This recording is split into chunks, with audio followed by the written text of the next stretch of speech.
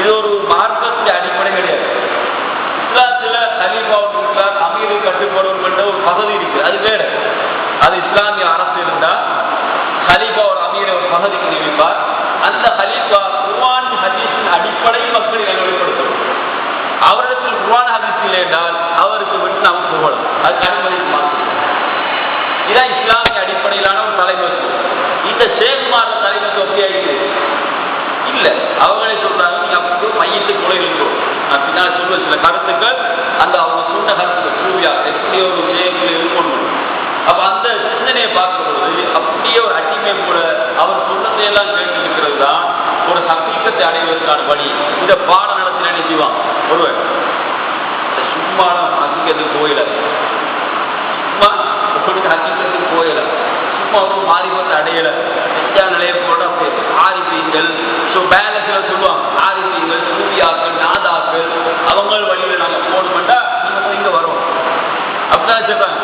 அப்படிதான் காட்டுறாங்க. காட்டினோட நம்ம என்ன செய்யறோம், வேற எதுவும் சோக்கம் போயிடாது, இவரோட இருக்க வேண்டியது. அவர் என்ன சொன்னாலும் நம்ம கேட்டுருவோம். அதுதான் தான் இன்னைக்கு சேகமும் ரூபாய் அவருக்கு கொஞ்சம் கலருக்கு பயம். ஏன் பயம்? இந்த பாடம் சரியா படிப்பிக்கப்பட்டது. லேசா உங்களுக்கு அடைய இந்த குழப்பி வச்சிருக்காங்க. இந்த குழப்பத்தின் காரணமாகத்தான் அதிலிருந்து வாரத்துக்கு சிலவங்க நினைச்சாங்க, பயப்படுறாங்க. அப்ப இதெல்லாம் மார்க்கத்துக்கு அடிப்படை இல்லை என்பதை நம்ம விளங்கிட்டோம்னா இதுக்கும் குர்ஆனுக்கும் ஹதீஸுக்கும் எந்த சம்பந்தம் இல்லைன்னு போட்டு உடைச்சிட்டா மக்கள் சும்மா கலந்து வந்துடுவாங்க. இது பயப்படுறதுக்கு ஒன்றும் இல்லை அப்படின்னு விளங்கி. ஆகவே இந்த சிந்தனை, இந்த சுவர்க்கத்தை அடைவதற்கு வழி இந்த மாதிரியான அமைப்புல தான் போகலாம் என்ற ஒரு சிந்தனையை கஸ்ஸாலி அவர்கள் செய்றாங்க. அவர் இந்தியாவில் இந்த அந்த நூலை அவர் பதிவு செய்கிறார். அதாவது அவர் நூலை மூணாம் பாகம் மூணாம் பாகம் 76ஆம் பக்கம் எந்த மூளைக்கு தெரிஞ்சுக்கலாம். இந்த சொப்பையார் ஹதீஸ் சொப்பையார்லாம் நீக்குது. அதில் அடித்து பார்த்தா இந்தியாவில் அந்த கிதாபுல இந்த மூணாம் பக்கம் 76ஆம் பக்கத்துல தெளிவாக இருக்கிறார். இந்த கருத்து சொல்றார். அப்ப இது உண்மையிலே ஒரு மார்க்கத்துக்கு புறணான ஒரு கருத்து என்பதை நம்ம ஆதாரத்திற்காக நிரூபிக்கும். சும்மா நாம சொல்லி வேதில்லை. அவர் சொல்லிட்டு அந்த கருத்தை சொல்லிக்கிறார். இந்த பிள்ளையெல்லாம் எப்படி சொல்றது என்றா குர்ஆன் அல்லாஹ் செய்றாங்க. சூரா முத்தஸிர் சொல்லக்கூடிய அத்தியாயம் 74ஆம் அத்தியாயத்துல முத்தஸிர் 74ஆம் அத்தியாயம் 42ஆம் வசனம். இது நம்ம எல்லாருக்கும் தெரிஞ்ச வசனம் தான். அல்லாஹ் நாளை மறுமையில சுவர்க்கவாதிகள் நரகவாதிகள் பேச போறாங்க. அப்படி ஒரு சம்பவம் நடக்குது. அதுல கேட்பாங்க, என்ன உங்களுக்கு சக்கரண்ட நரகத்துக்கு கொள்வது சேர்த்தது என்ன என்று கேட்பாங்க. யாரு? சுவர்க்கவாதி நரகவாதி. கேட்கலாம். நரகவாதிகள் சொல்வார்கள், சொல்லி நாங்கள் தொடர்ந்த நாங்கள் தொடரவில்லை. வளர்ந்தக்கு ருத்தரைகள் விஸ்கி ஏழையவர்கள் உணவளித்தல் வீணர்களோடு சேர்த்து வீணடிச்சு கொண்டிருக்கும். காலத்தை நேரத்தை வீணடிச்சு கொண்டிருக்கும். எதுவும் செய்யா மௌத்து வருகின்ற வரைக்கும் நாங்கள் வறுமை நாளை பொய்ப்பித்தவர்களாக இப்படி ஒவ்வொரு ரீசனை சொல்றான். ஏதோ ரீசன் சொல்லாமல் தான் நாங்கள் சொல்லவில்லை. அப்ப இவங்க என்ன சொல்றாங்க, இந்த சரீரத்தின் அடிப்படையில நீங்கள் ஒரு நிலைக்கு வந்துட்டால் அதுக்கு புறவை சேர்ந்ததில்லை. தரிக்கத்தின் நிலை அடிச்சுட்டா ஒரு சேகத்தை போய் சொல்லியிருக்காம கட்டுப்பட்டு அவர் சொல்லத்தை எல்லாம் கேட்க நிலைக்கு வந்துட்டீங்கன்னா தொட தேவையில்லை, தொழுகை தேவையில்லை. அது ஒரு புண்ணிய போல அதை சொல்ல வேண்டியது. அரிசி தான் முக்கியம். அரிசி தான் என்ன மாறி வரும். அரிசி அடைகிறதுக்கு இதெல்லாம் தேவையில்லை. இதெல்லாம் ஒவ்வொன்றோட தமிழ் தான் வரும். அப்படி என்று சொல்லி ஒரு தத்துவத்தை வச்சாங்க. அப்ப இந்த தத்துவம் என்பது பிள்ளை அல்லாஹ் சொல்றான், தொலாட்டி நரகம், தொலாட்டி நீ நரகம் பண்ண. அப்ப இங்க தொழக்கூடாதுன்னு சொன்னா அவன் எந்த கூட்டத்தை சார்ந்தவன் நினைச்சுக்கோ. அடுத்தது ரசூலுல்லாஹ்விட்ட நேரடியா இது சம்பந்தமான ஒரு ஹதீஸ் இருக்குது. முஸ்லிம்ல 18வது ஹதீஸ்.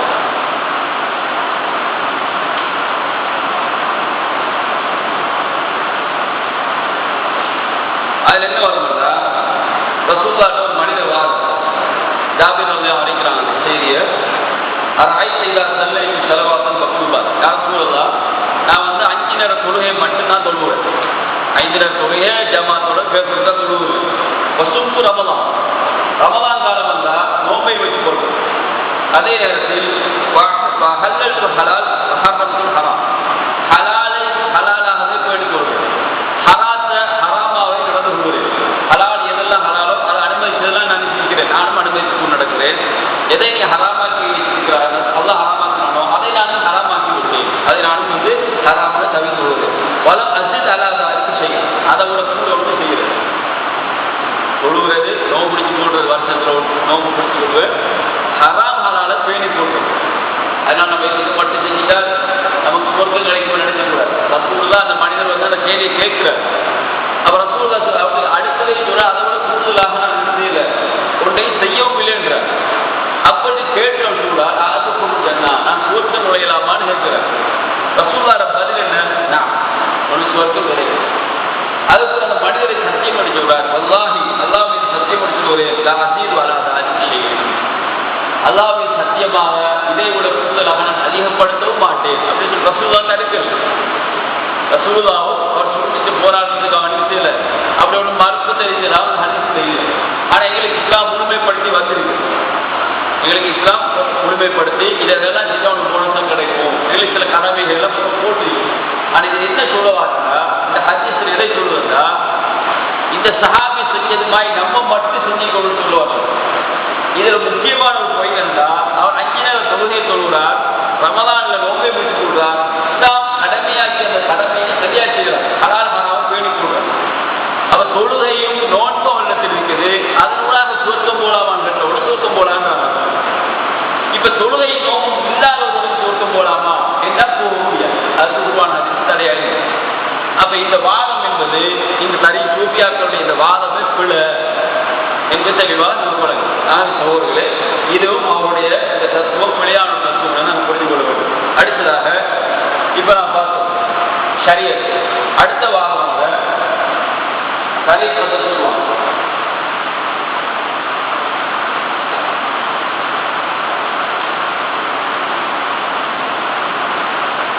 ரெண்டே தான் படிச்சாலும் மற்ற ரெண்டே அடுத்த கிளாஸ் படிக்கும். தரீக்கத், தரீக்கத்தில் என்ன சொன்னோம்?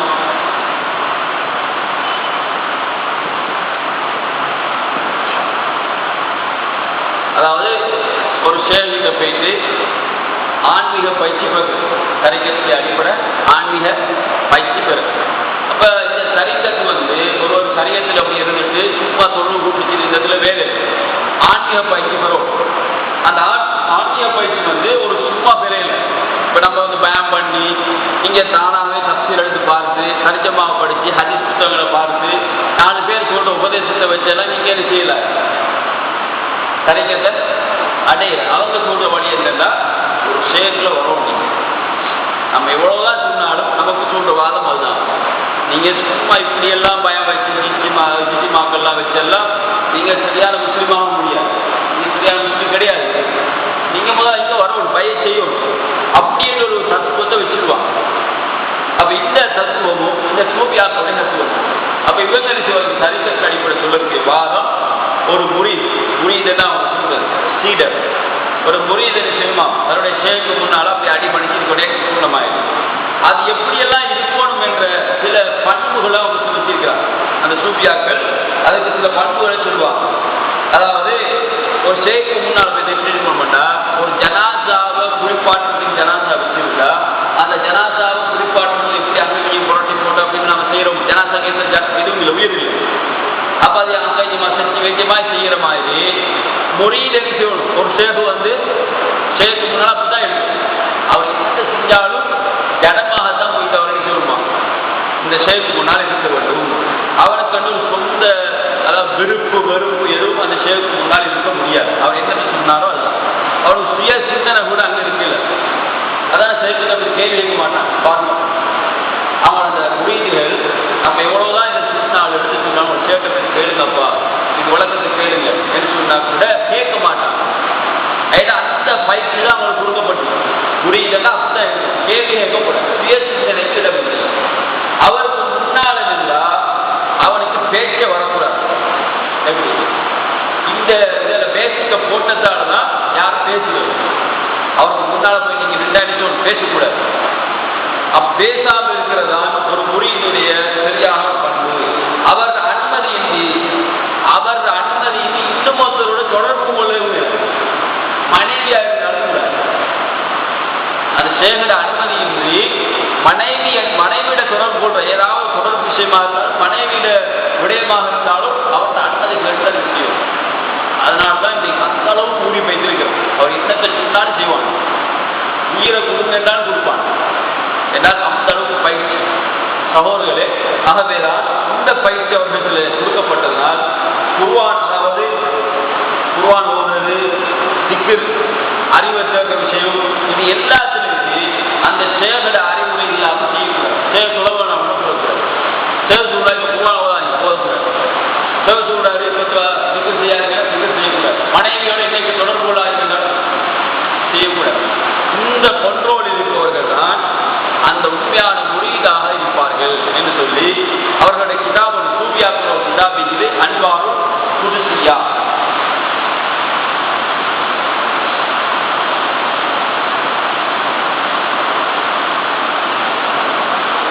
அன்வாரும் குதுசியா என்ற நூல்ல பாகம் 3 பக்கம் 187, அதாவது முரீதுகளுடைய பண்பை பற்றி சொல்லக்கூடிய நூல் அன்வாரும் குதுசியான சூபித்து வந்த கொலை சொல்லக்கூடிய நூல்.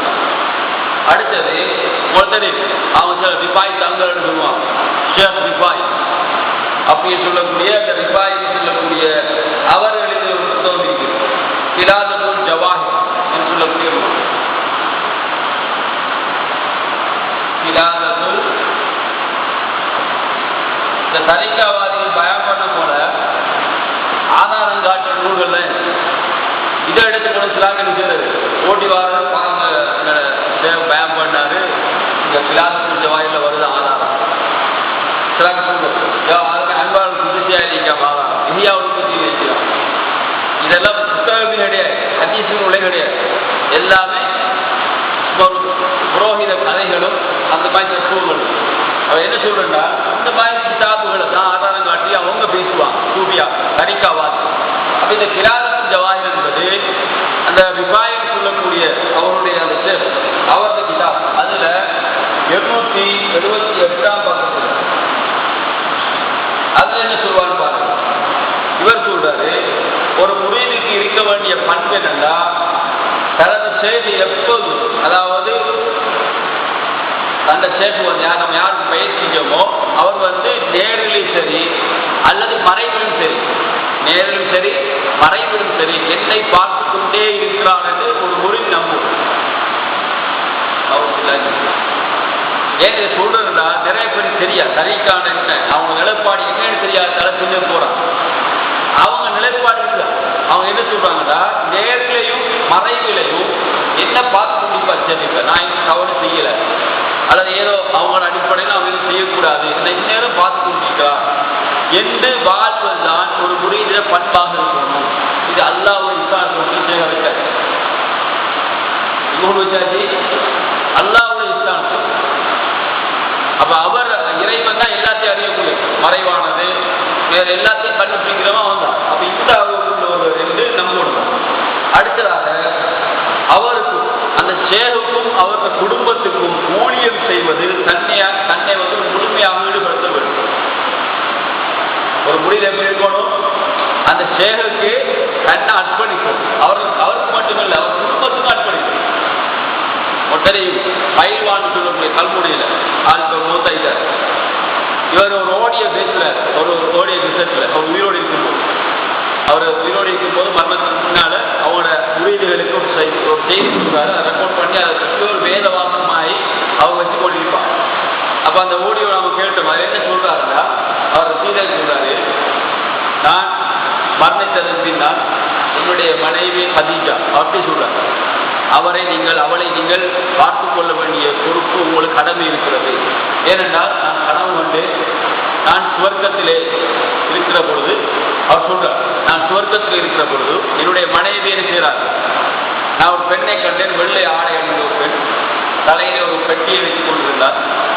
நான் கிட்ட போய் யாரும் சொல்லி பார்க்க என்னுடைய மனைவி ஹதீஜாக இருக்கிறார் சொல்லி, இவர் சாதாரண பெண்மணி இல்லை என்னுடைய மனைவி. ஏன்னா இவருக்கு பின்னால அந்த பெண் அதுக்கு ஒரு மவுசூரோடுமே அவைய குடும்ப வாழ்ந்து ஓடும், அவைய பெருசா எல்லாம் தூக்கி வைக்கும். அப்படி ஒரு லைஃபை ஏற்படுத்துறதுக்கு அவர் தந்திரமான ஒரு கதையை அவர் போடுறார். இது அவங்க விளைக்கொள், அவங்க நாட்டில் யாரும் விளங்கி கொள்ள மாட்டான். ஏன் சொன்னா அப்படியே பெரியவர் தான் எடுத்துக் கொள்வான். நமக்கு இது வழங்கு தந்திரமா சொல்லி அவர் செயல்படுத்துறாரு. அப்ப அவைக்கு எல்லா செலவும் போகணும், வீட்டுக்குரிய ஏற்பாடுகள் எல்லாம் நீங்களே ஊழியம் பண்ணணும், எல்லாம் செஞ்சு போகணும் அப்படின்னு சொல்லி இவரும் சொல்றாரு. ஏன்னா இது வந்து ராபிதத்தில் அதவியா அப்படின்னு சொல்லக்கூடிய அவங்கள்ட்ட பெரிய சூபியா பெண்மணி ரொம்ப கதையை சொல்லுவாங்க. ராபியாத்து அதவியான்னு சொல்லி ஒரு பெண்ணுடைய கதை முடிச்சு தாலிபோக்கு எல்லாம் வரும். பெரிய ஒரு வழி உள்ள மாதிரி அந்த மாதிரி ஒரு பெண் அப்படின்னு சொல்லி நினைக்கிறாரு. அதுல சொல்றாரு. நான் ஏதே சொல்றேன்னா இந்த சூபியாக்கள் என்பவர்கள் இப்படித்தான் இந்த சிந்தனை. அப்ப சகோதரர்களே, இப்படித்தான் அவர்கள் தன்னுடைய குடும்பத்துக்கும் அந்த சேவைக்கும் ஊழியம் செய்கிறவராக முடிவு இருக்கணும் விரும்புவார்.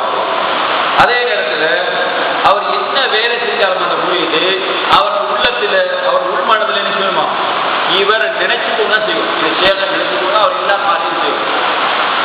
இந்த கிரிக்காயிரம் வீடுகளில் போட்டோ பங்கு போட்டிருப்பான். விவாய் தங்கள் அல்லது எந்த தங்களை தாங்கள் ஒரு நினை போட்டோ என்ன இருக்காது. பிடிச்சா அவரை முடிஞ்சுதான் முடிக்கிறோம், தூக்கி அடிக்கினா அவரை முடிஞ்சுதான் பார்க்கும், திரும்புற பக்கம்னா அவரை போட்டோ அதுதான் போட்டோ வைக்கிறது. அப்ப என்னன்னா அந்த நினைவு வரணும் என்று சொல்லித்தான் இந்த காரியங்களை அவர்கள் செய்வார்கள். அதே நேரத்தில் இவர் ஏதாவது செஞ்சார், யாரு இந்த சேது வந்து ஏதாவது தவறு செஞ்சாலும் அதை தட்டி கேட்க கூட முடியும். எப்படி இந்த ரிபா எழுதுறாங்க அந்த கிதாபுல, இந்த கிலாஸ் ஜவாஹிர் எழுதுறாரு. அந்த சேது நீங்கள் அதாவது பார்க்கிற பொழுதும் அவர் இன்னொரு பெண்ணோடு விபச்சாரம் செய்வதை கண்டாலும் அப்படி எழுதுறாரு.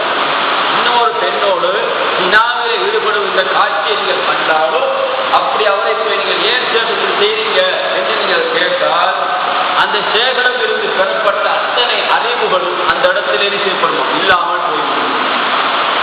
பயன்காட்டு எப்படி சேகத்த அவர் எல்லாரும் கூட்டும் போடலாம், ஆனா அவர் கேள்வி மட்டும் கேட்கக்கூடாது. கேட்டீங்க உங்களோட எல்லாம் இல்லாம நீங்க இப்ப இங்கே இந்த நிலைக்கு உச்சி நிலைக்கு வந்துட்டு இப்ப எல்லாம் சொல்லிட்டோம், ஒரே இடையே எல்லாம் முடியும், அதுக்கப்புறம் உங்களுக்கு அவருக்கு தொடர்பு கிடையாது எப்படின்னு சொல்லி பயத்தை போட்டு வச்சு. அதனால்தான் சேவை என்ன செய்யணும், அவரு தாராளமாக அவர் ஹராமாக்கப்பட்டு தடுக்கப்பட்ட அத்தனையும் அவர் செய்யலாம்.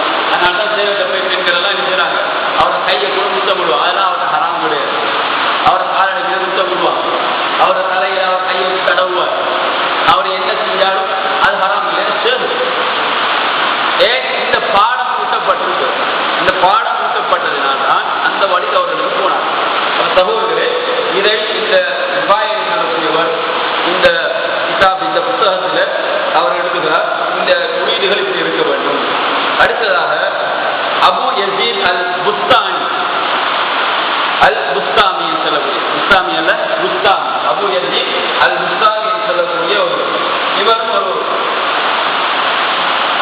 சூஃபித்துவாதி. ஏற்கனவே சொன்னவர் ரிபாய்.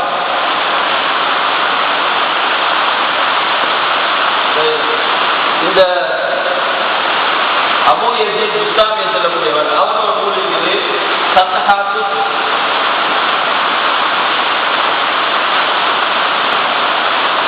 சூஃபியா, சத்ஹாத்து சூஃபியா இன்னொரு சூஃபித்துவ நூல். இது வந்து யாருக்கு இருந்தால் இந்த அபு யசீத் அல் புஸ்தாமி இன்னொரு நூல்.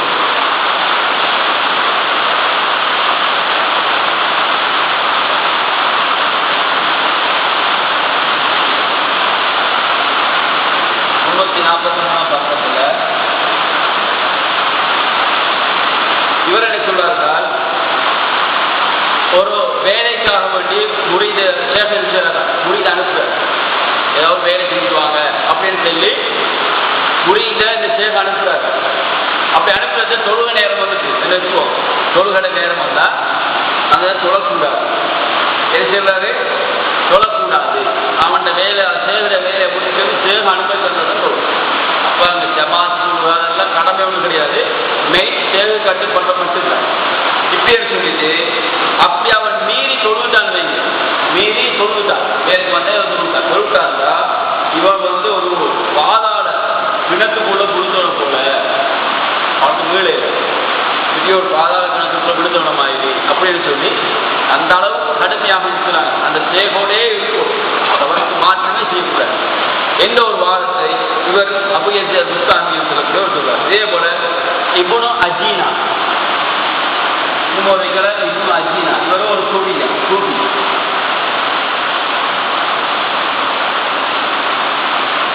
இவர் கிதாபு ஃபுதுஹாத்துல் இலாஹியா, இதெல்லாம் பெரிய ஆதார நூலாக பேசுவாங்க. ஃபுதுஹாத்துல் இலாஹியா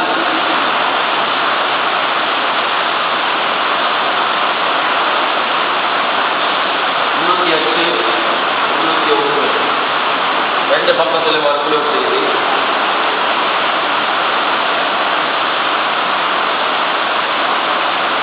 அதாவது அந்த செயலுக்கு முன்னால் எப்படி ஒரு புரிஞ்சு கொண்டுட்டா வாய் மூடி அவர் என்ன சொல்றாரோ அதெல்லாம் கேட்டுக்கொண்டு அவரோட காலையும் அவரோட கையையும் முத்தமிட்டு கொண்டிருக்கோம். முத்தமிடும் காலையும் கையை முத்தமிடுற ஒரு நிலை முறைந்து இருக்கணும். சேகமாறுனா அவன் கையை முத்தம் பண்றது, காலை முத்தம் பண்றது, அவருக்கு முன்னால அதாவது பேசுறதாக இருந்தாலும் குரலை தாழ்த்தி பேசுவது அல்லது வாய் மூடி இருக்க வேண்டும்.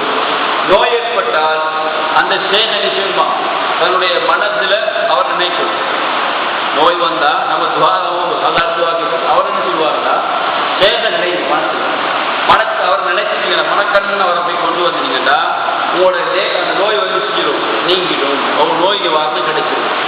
அவங்க சேக நினைக்கிறது தான் நோய் நிவாரணமாகிறதுக்கான காரணி அப்படின்னு சொல்லி இந்த இப்னு அஜீனான்னு சொல்லக்கூடியவர் அவர் அந்த ஃபுதுஹாத்துல் இலாஹியா சொல்றார். சகோதரர்களே, இதெல்லாம் ஏன் சொல்றேன்னால் இது 1-2 கருத்துக்கள் மாத்திரம்தான்.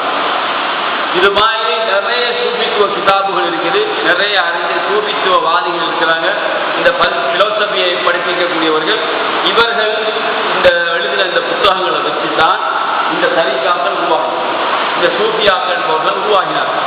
இதை ஒட்டித்தான் இந்த தப்லீக் ஜமாத்தெல்லாம் உருவாயிருக்கு.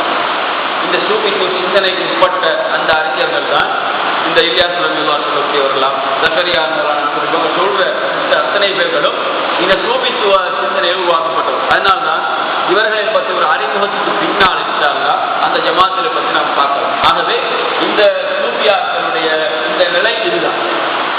அது படிப்படை ஒன்று வணக்கம் ஒன்று இல்லாமக்கிறது, அந்த பையத்தை பண்ணி அந்த ஷேகுடையே அப்படி இருக்கணும்னு சொல்றது, அதுக்கு பொழுதுதான் உண்மையான நிலையை அடையலாமல் சொல்றது. அப்போ நம்ம ரெண்டை படிச்சுட்டோம், சரியல் தலைவர் ஹக்கீகத்து மாரிபத்தா இன்ஷா அல்லாஹ் அதை அடுத்த பாடத்தில் நான் படிப்பிப்பேன். இதை முடிச்சுட்டு நிச்சயம் மற்ற ஜமாத்துகளை பற்றி பார்ப்பீங்கன்னா இதோட எல்லா ஜமாத்துக்கும் தொடர்பு அதிகமான ஜமாத்துகளுக்கு தொடர்பு. இதெல்லாம் ஒரு சிந்தனை தான். குர்ஆனை ஹதீஸை பின்பற்றிய ஒரு கூட்டம் சஹாபாக்களுக்கு இந்த சூஃபித்துவ சிந்தனை இருக்கவில்லை, தாபீங்களுக்கு இருக்கவில்லை, ரசூலுல்லாஹ்வுடைய காலத்தில் மக்களுக்கு அந்த சிந்தனை உருவாகவில்லை. பிற்காலத்தில் உருவாகிய ஒரு சிந்தனை, அது ஒரு யூதர்களுடைய ஒரு சதியும் கூட. இதனூடாகத்தான் இந்த நூல்கள், அதாவது கிரேக்க மொழியில் உள்ள நூல்கள் எல்லாம் அரபு மொழியிலே மொழிபெயர்க்கப்படுகின்ற பொழுது ஏற்பட்ட ஒரு பிரச்சனை. அதை செஞ்சாங்க, கொஞ்சம் கொஞ்சமாக இஸ்லாத்துக்குள்ள புகுத்தி இஸ்லாமிய வணக்க வழிபாடுகளோட டச் பண்ணினாங்க. தொழுகை நோம்பு இதற்குள்ள டச் பண்ணி தான் இந்த சிந்தனைகள் எல்லாம் உருவாக்கி ஒரு வகையாக ஃபிக்ஸ் பண்ணி விட்டதுனால மக்கள் நினைச்சாங்க இதுதான் சரியான வழியாகும் என்று நினைச்சு கூட நினைச்சாங்க, இதில் போயிட்டாங்க. அது சகோதரர்களே, இது ஒரு தவறான ஒரு பாதை என்று நாங்கள் புரிந்து கொள்ள வேண்டும். இன்ஷா அல்லாஹ் வருகின்ற தொடர்களே மற்றும் உள்ள அந்த 2 அடிப்படை கொள்கைகளை பற்றி நாம் தொடர்ச்சியாக வாக்குறுதி